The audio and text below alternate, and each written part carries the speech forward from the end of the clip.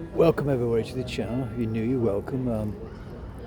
Hope you enjoyed your bank holiday weekend, wherever you went, and enjoyed yourself. I went to watch my football team and met my Dave, Always Wolves. Great channel.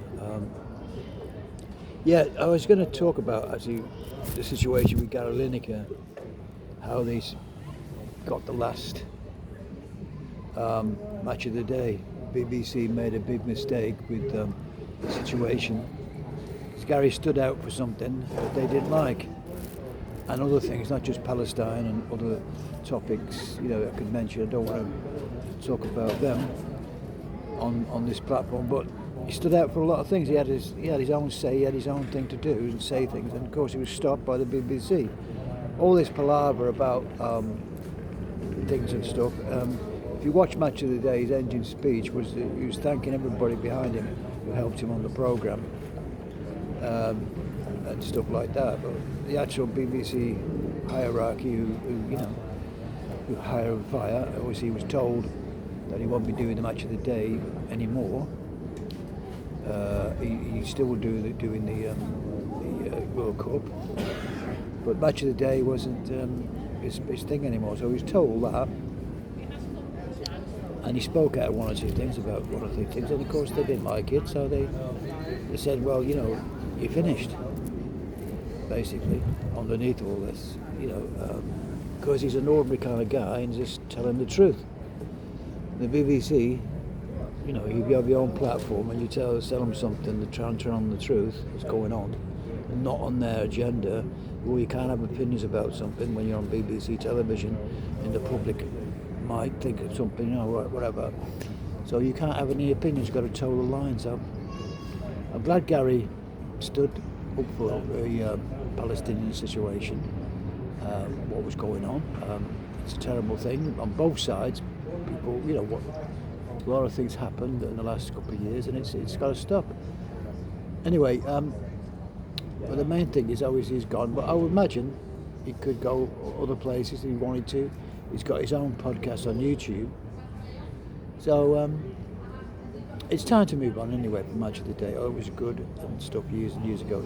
People get their information about football on other ways now, on Prime, Amazon. He might go to Amazon because he might host some programs there. Because after 5 o'clock, it's a kick-off time, end of the kick-off, 5 o'clock every day.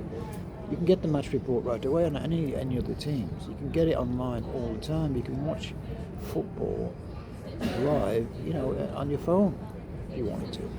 So the days of Match of the Day are just really, it's just a highlights program, and to warrant, his wages as well. It just wasn't. I mean, you can make things interesting and talk about it, because guess what Gary did? He had his mates around like Alan Shearer, people like that. So anyway, it was entertaining, but the sell-by day's gone, I'm afraid, Gary, anyway, on that programme. It wasn't your fault, really, I suppose. People didn't like him getting paid so much money, half an hour's work, highlights, but there's a lot that goes on to things you have to do to edit a programme, I know that. But anyway, I think it was a big mistake, and, they could have done it a different way. They could have kept him on for the World Cup, maybe, and after the World Cup. Could have just parted company, but they didn't do it. They just wanted him out. Anyway, I got back off holiday, no letters, nobody knocking on my door, nobody harassing me. The BBC will do. They'll probably do that, but I've got some appointments with my hospital, appointments to still do, and one of the things to check out. I'm feeling okay. I should get some more information next week or so, but until then, I'll just plod on with my channel. I've got to do some videos on my weekend in Wolverhampton with some friends and stuff, and meeting the great Dave, Always Wolves, of course, and I'll get back to you that. But I just wanted to highlight this Gary Lineker thing.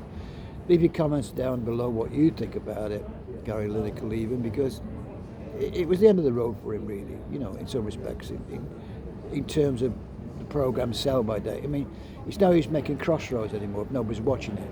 You know what I mean? That was the thing really about it.